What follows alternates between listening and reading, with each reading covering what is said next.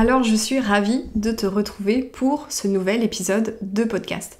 Et aujourd'hui, je vais te donner toutes les étapes pour t'éviter de t'éparpiller entre les différentes idées de postes, de projets de reconversion professionnelle qui pourraient se proposer à toi. Donc la première chose qu'on va aborder, c'est déjà comprendre en fait pourquoi on est amené à s'éparpiller. Parce qu'il y a différentes raisons qui nous amènent à mettre notre énergie un petit peu partout, mais pas forcément au bon endroit. Et c'est important d'identifier en fait ce facteur de comportement qui nous conduit à mettre notre énergie là où il ne faut pas, à s'éparpiller. Donc la première raison qui fait qu'à un moment donné dans ce processus de reconversion professionnelle, on s'éparpille, c'est parce qu'en fait il y a une multitude d'options, une multitude de possibilités.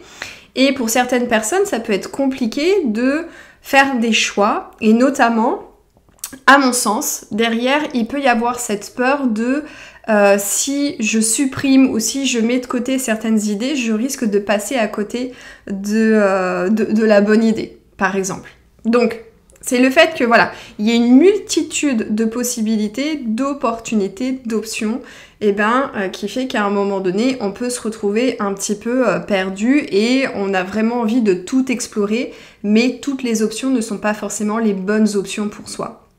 La deuxième raison que j'ai identifiée, qui est très courante, c'est tout simplement le manque de clarté sur nos motivations. Qu'est-ce qui fait qu'à un moment donné, on décide de changer de voie, on décide de se réinventer, de se reconvertir. C'est quoi la motivation intrinsèque qui nous pousse dans cette direction? Et pour certaines personnes, c'est pas forcément clair, il y a du flou. C'est est-ce que j'ai vraiment envie de changer de métier? Est-ce que j'ai envie de changer d'entreprise? Pourquoi j'ai envie de changer d'entreprise ou pourquoi j'ai envie de changer de métier? Est-ce que c'est pour remettre du sens dans ma vie professionnelle? Est-ce que je sens que je suis pas reconnue à la hauteur de mon potentiel? Est-ce que parce que je suis pas assez stimulée, pas assez challengée, ou parce que j'évolue dans un environnement toxique, etc., etc. Donc c'est vraiment, plutôt que de répondre à la question du comment, c'est répondre à la question pourquoi. Et ça fait partie des choses qui sont vraiment indispensables à travailler, ou du moins sur lesquelles il faut réfléchir au démarrage. Ensuite, qu'est-ce que j'ai identifié encore? La difficulté à hiérarchiser ses priorités. Si on a plusieurs idées, à un moment donné, on va se dire, ok, par quoi je commence? Comment je fais le tri dans tout ça? Est-ce que je priorise l'environnement de travail? Est-ce que je vais prioriser peut-être l'aspect financier? Cette idée, à quel point est-ce qu'elle est en accord avec mes talents et mes aspirations? Donc ça peut devenir un petit peu compliqué, et donc la hiérarchie des priorités, par quoi je commence au démarrage pour faire mon tri, pour faire ma sélection, ça peut être compliqué. Ensuite, on va avoir les peurs. Éventuellement, peur de l'inconnu. Parce qu'aujourd'hui, probablement que si tu es encore salarié, tu es dans une situation où il y a des repères, où c'est connu. C'est un peu la fameuse zone de confort inconfortable. Et derrière, on ne sait pas ce qu'il peut y avoir. Donc ça peut nous amener justement à nous éparpiller, à peut-être se comporter comme le poulet sans tête, tu sais, on s'agite dans tous les sens mais pas véritablement au bon endroit, parce qu'il y a certaines peurs qui juste nous freinent et nous invitent à rester finalement là où on est. Une autre raison qui est très factuelle, ça va être le manque d'informations ou de ressources. Parfois, juste le fait de manquer de choses factuelles, en fait, ça peut conduire tout simplement à nous disperser. Donc ça peut vraiment devenir chaotique, et là encore, on part dans tous les sens. Et c'est compliqué à un moment donné de pouvoir prendre des décisions éclairées. L'autre raison qui nous amène, encore une fois, à nous disperser, lorsqu'on peut avoir plusieurs idées qui se proposent à nous de reconversion professionnelle, ça peut être la pression sociale. Et les attentes externes, ça peut être celle du conjoint, de la conjointe, ça peut être celle de la famille. Donc tout ça, ça peut vraiment influencer nos choix de reconversion. Je pense par exemple, je te donne l'exemple très bateau, très stéréotype qu'on entend un petit peu partout, mais c'est vrai qu'il est parlant. C'est, voilà, personne qui a fait de belles études, qui travaille aujourd'hui à la Défense et qui décide, voilà, de tout quitter pour s'installer dans la Creuse et puis se lancer dans l'agriculture bio, par exemple. C'est sûr que si cette personne-là, elle vient d'un milieu familial où peut-être que les parents ont financé les études supérieures, peut-être que les parents avaient de grandes attentes d'un point de vue statut social, bah oui, ça peut être compliqué de se dire bah je vais aller au bout de cette idée parce que derrière il y a l'environnement familial qui n'est pas du tout soutenant. Et ensuite, la dernière raison pour laquelle on peut se disperser et que j'ai pu identifier, celle-ci elle est plus organisationnelle, je dirais, c'est vraiment le manque de planification. C'est encore une fois, quand on est comme ça dans un processus de changement de voie professionnelle, lorsqu'on a vraiment commencé à faire ce travail, voilà, d'introspection et puis qu'on a éventuellement plusieurs idées, eh bien c'est important de planifier les choses, de se dire ok, quel est l'objectif que je me fixe, c'est quoi la première étape, et je le planifie. Et j'aime bien cette phrase qui dit que lorsque c'est pas planifié, ça n'existe pas.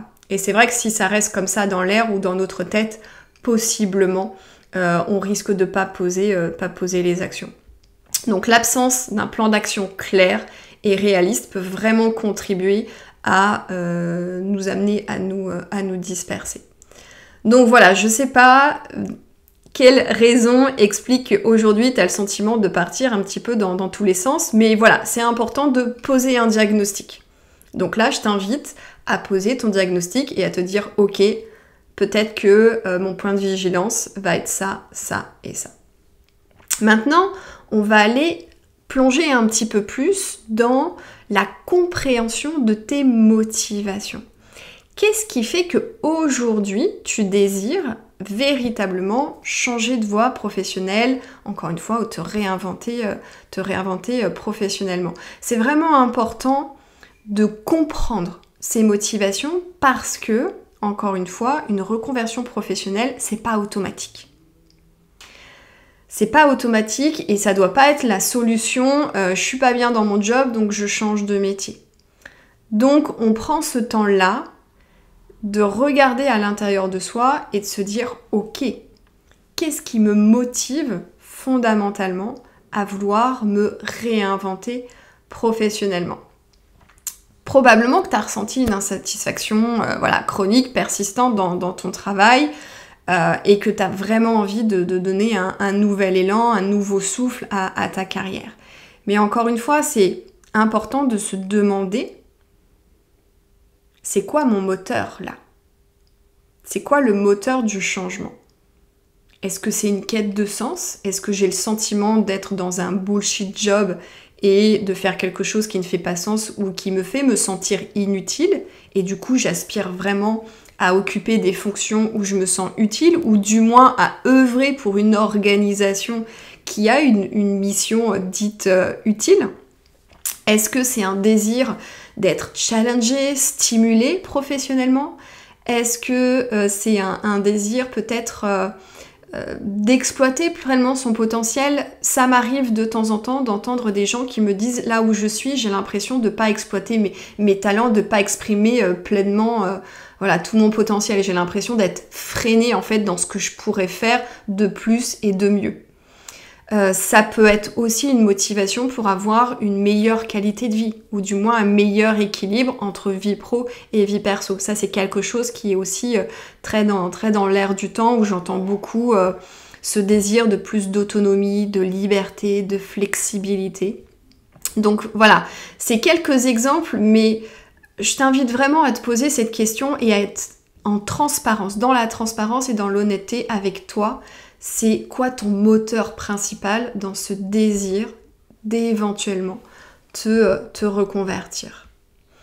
Une fois que tu as identifié ça, ce qui va être intéressant de faire, c'est toujours dans cette phase introspection, c'est d'aller identifier bien évidemment tes talents innés, ce pourquoi tu es doué, tes passions ou du moins tes centres d'intérêt. Encore une fois, ce terme passion peut être facilement galvaudé.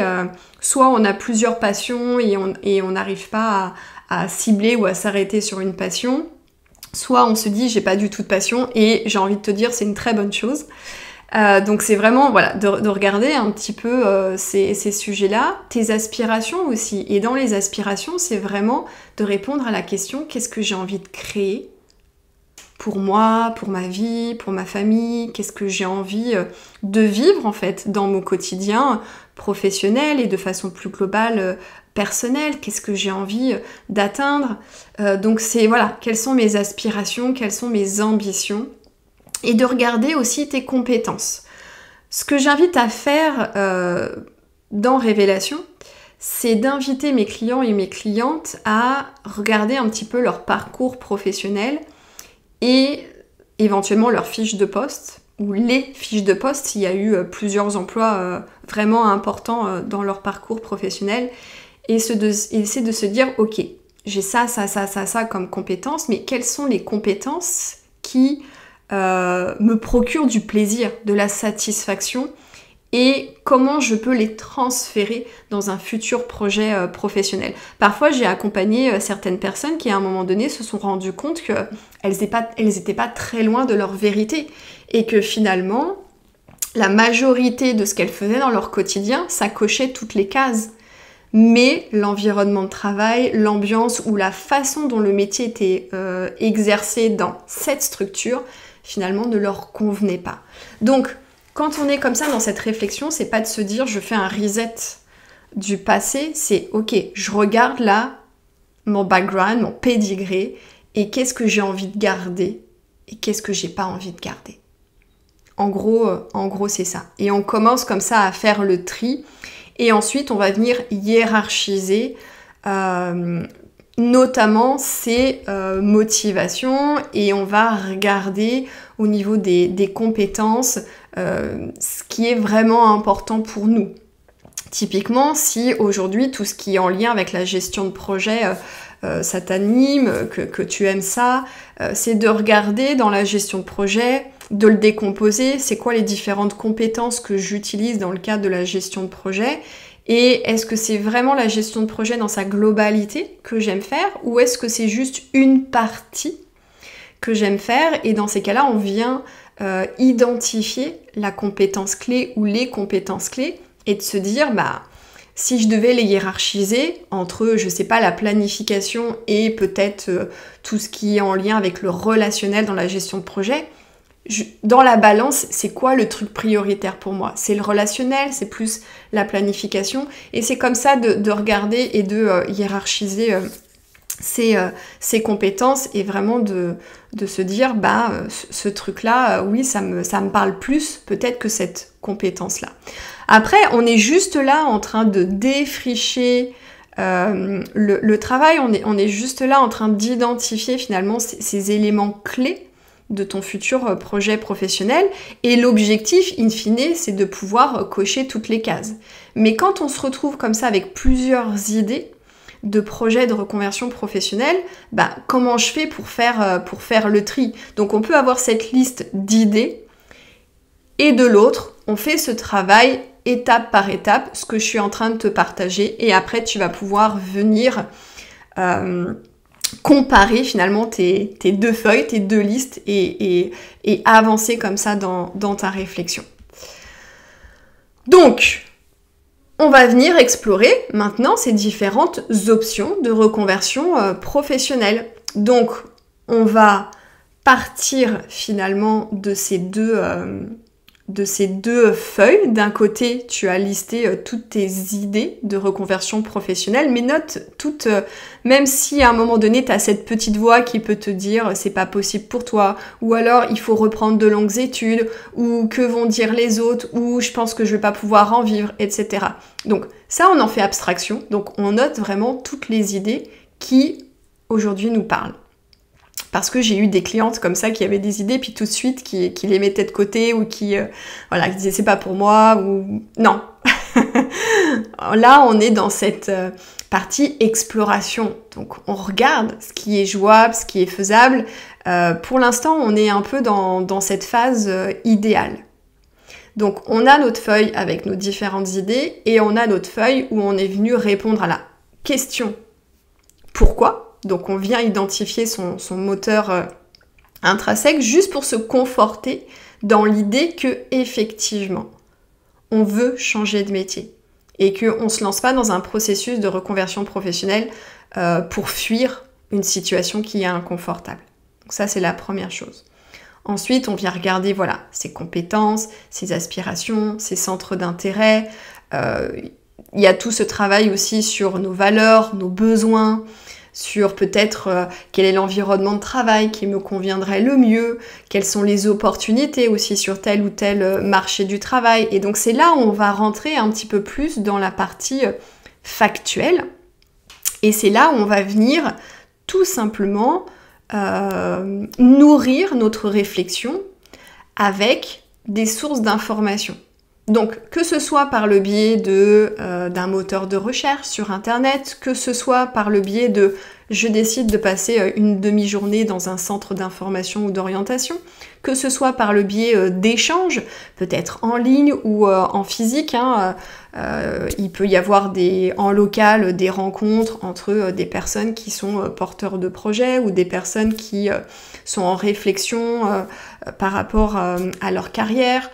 Sur Internet ou même sur Facebook, tu vas en trouver des groupes où les personnes échangent sur leur désir de se réinventer professionnellement. Tu peux aller t'inspirer aussi de témoignages. Peut-être que dans ton idée, dans l'une de tes idées de projet de reconversion professionnelle, peut-être qu'il y a un métier qui est ressorti, j'en sais rien moi, fleuriste, naturopathe, et du coup ce serait intéressant d'aller regarder sur Internet ou dans certains magazines s'il n'y a pas des témoignages de personnes qui se sont reconverties et quel a été leur parcours, quelles formations elles ont suivies, etc. Donc là, on vient en fait récolter des éléments factuels. Ça peut être aussi de regarder le marché du travail dans les domaines que l'on envisage. Quelles sont les tendances? Est-ce qu'il y a des besoins? Est-ce qu'il y a des opportunités? Est-ce qu'il y a besoin de compétences? Est-ce qu'il y a besoin de qualifications? Donc, et quel type de formation? Formation longue, formation courte? C'est quoi les passerelles que je peux me créer? Donc on va venir regarder et récupérer des éléments factuels. C'est ce que j'appelle là être vraiment en action, être vraiment sur le terrain. Parce que toute la partie introspection où tu as pu venir regarder à l'intérieur de toi ce qui vibre à l'intérieur de toi, ce qui fait cette personne singulière, donc il y a peut-être un idéal qui se dessine pour toi, mais derrière c'est aussi important de redescendre aussi un peu les pieds sur terre. Et donc c'est dans cette phase où on va venir faire matcher l'idéal avec la réalité. Et donc on a besoin de quoi? On a besoin de faits. On a besoin de données.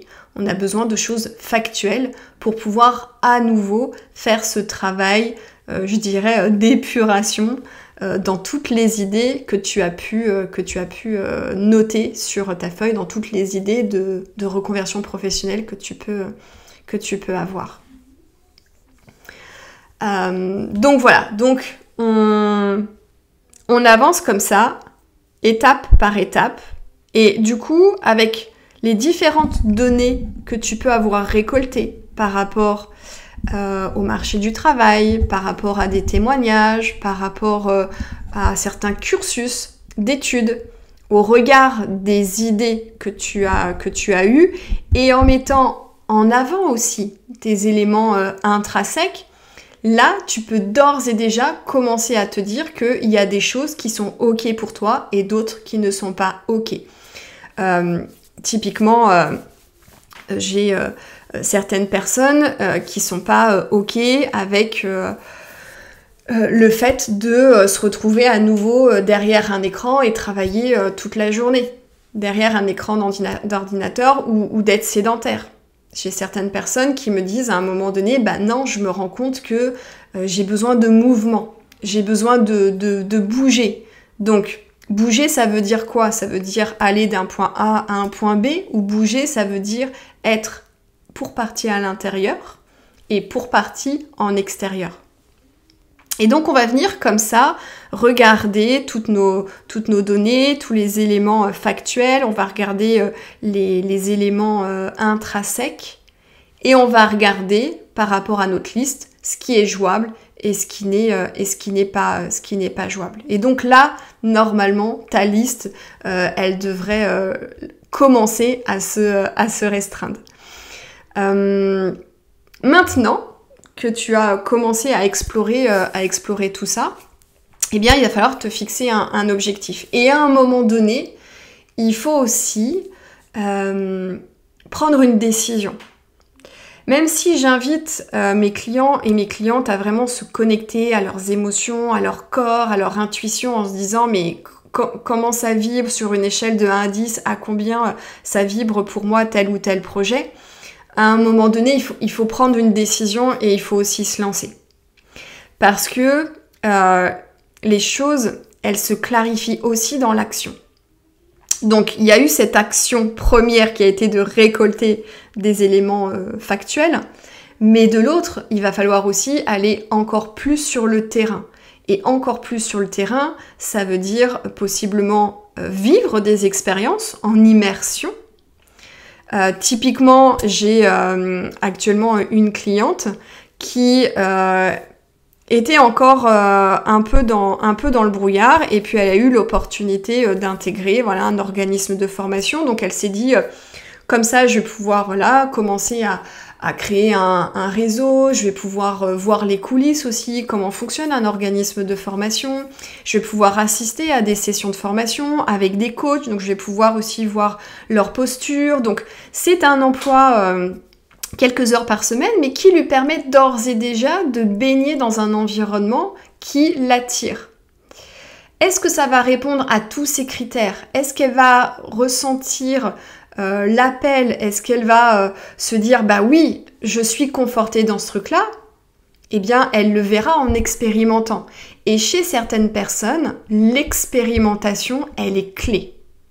Et ça, il faut l'entendre et il faut l'intégrer. Pour certaines personnes, dès que les éléments se mettent en place, ça vibre à l'intérieur de soi, on se dit ok, objectif, d'ici telle date ou d'ici tant de mois, je quitte mon entreprise, ou d'ici telle date, j'ai identifié mon organisme de formation, je me forme et j'y vais. Et pour d'autres personnes, le processus va être plus dans l'expérimentation. Donc, c'est intéressant parce que en France, on a aussi toutes ces possibilités de pouvoir tester des choses en immersion. Donc, on en profite et on regarde bien évidemment tout ce qui est possible de faire. Quand on est demandeur d'emploi, on a cette opportunité-là de faire signer une convention avec une entreprise et de pouvoir être en immersion pendant quelques jours ou pendant quelques semaines. Et donc, ça permet vraiment d'être baigné et d'avoir plus de concret, plus de matière pour mener à bien sa réflexion. Parce que quand on reste dans le mental, on est beaucoup dans ses propres projections. Et donc, le piège, c'est qu'avec nos projections, encore une fois, on voit le monde à travers nos filtres. Nos filtres, c'est nos croyances, c'est nos traumas, c'est nos expériences, c'est tout ça. Donc, potentiellement, ça peut être biaisé. Donc, c'est important de redescendre, je dirais, vraiment sur le plancher des vaches et de tester, d'expérimenter quand on sent que c'est OK et que c'est comme ça qu'on fonctionne. Donc toujours s'écouter, vraiment développer la compétence de la conscience de soi pour savoir ce qui est juste et ce qui est correct pour nous. Donc pour avancer, je suis désolée, mais le monde de l'entreprise a quand même ce truc très sympa qui est je me fixe un objectif et je mets en place un plan d'action. Donc bien évidemment, il faut être très au clair sur son objectif. Pour sa reconversion professionnelle, à un moment donné, il faut faire un choix, il faut choisir une idée, il faut choisir un projet et on va mener la réflexion jusqu'au bout pour voir si effectivement ça coche toutes les cases. Et donc, quand on fixe un objectif, bien évidemment, eh bien, on le date et on vérifie qu'il est réaliste et réalisable. Donc ça peut être quoi ? Ça peut être tout simplement l'acquisition de nouvelles compétences. Ça peut être la recherche d'une formation spécifique. Ça peut être intégrer un réseau professionnel dans le domaine qui nous intéresse pour commencer à être encore plus dans le concret. Ensuite, on élabore son plan d'action étape par étape. Quelle est la première petite action que j'ai besoin d'implémenter, de mettre en place pour atteindre mon objectif? Et encore une fois, on le planifie, c'est-à-dire qu'on ouvre l'agenda et on le note à une date précise. Parce que si c'est pas planifié, ça n'existe pas. Et on avance. Et bien évidemment, si à un moment donné, tu sens que ça bloque, que tu continues à te disperser, que tu sens que à un moment donné, tu as le pied sur l'accélérateur et le pied sur le frein, où tu as le sentiment d'avancer et puis après tu fais 2 pas en arrière, là, effectivement, solliciter un accompagnement, une aide extérieure, c'est ce qui va te permettre d'arrêter de perdre du temps, de mettre ton énergie pas au bon endroit et de suivre une méthodologie, de suivre une structure, un cadre. Certaines personnes ont besoin de ça aussi, c'est à un moment donné de se sentir soutenu, d'être cadré dans sa réflexion ou d'être recadré dans sa réflexion pour avancer, encore une fois, dans la bonne direction. Donc, on peut regarder au niveau des professionnels de l'accompagnement, ça peut être des conseillers en bilan de compétences, ça peut être des coachs spécialisés en reconversion professionnelle, on peut aussi décider d'intégrer d'autres réseaux, si dans ton entourage il y a d'autres personnes qui sont aussi dans la même dynamique que toi, ça peut être de se créer un espèce de groupe de réflexion. On peut aussi créer ce genre de choses, un groupe de réflexion où en fait simultanément on peut se challenger, on peut se motiver et puis donner du feedback. Parce que encore une fois, le feedback il est aussi très précieux, même de la part de personnes qui te connaissent à peine. C'est ce que j'expérimente avec mes clients et mes clientes dans Révélation. Et le collectif, il a vraiment cette puissance-là. C'est le fonctionnement du cerveau collectif. C'est à travers différents yeux, tu peux apprendre aussi, toi, à mieux te connaître et à te révéler. Et puis ça permet aussi de mutualiser les réseaux de tout à chacun et de se créer comme ça des opportunités. Donc voilà ce que je voulais te partager par rapport à ce problème de, j'ai plusieurs idées, je m'éparpille, je sais pas par où commencer pour structurer ma réflexion et faire du tri en fait dans toutes ces idées. J'espère que ça t'a aidé. Je t'invite à réécouter cet épisode plusieurs fois peut-être, à prendre des notes pour te faire toi-même ta méthodo et à avancer avec structure dans ta réflexion, dans ton tri, encore une fois, pour ne pas te perdre dans tout ça. J'ai une invitation aussi pour toi, pour t'aider encore dans ce changement de vie professionnel qui peut être très exaltant mais aussi très déroutant. Tu trouveras le lien sous l'épisode de podcast vers une masterclass. Et dans cette masterclass, je te partage vraiment les étapes pour passer de « je suis dans le flou » à « j'ai trouvé ma raison d'être » avec cette certitude de ne pas se tromper. Donc, tu as le lien, tu peux aller récupérer cette masterclass, c'est offert, ça doit durer peut-être 1 heure, 1 heure et demie, et ça te permet aussi, toi encore, de nourrir ta réflexion avec méthodologie et structure. C'est ça qui est aussi important pour changer le game. Si cet épisode t'a plu, je t'invite aussi à mettre 5 étoiles sur ta plateforme, la plateforme de ton choix. N'hésite pas à liker, n'hésite pas à commenter et bien évidemment à le partager à toute personne de ton entourage qui aujourd'hui traverse la même chose que toi et aurait besoin d'un support et d'un soutien. Et on se retrouve prochainement pour un nouvel épisode.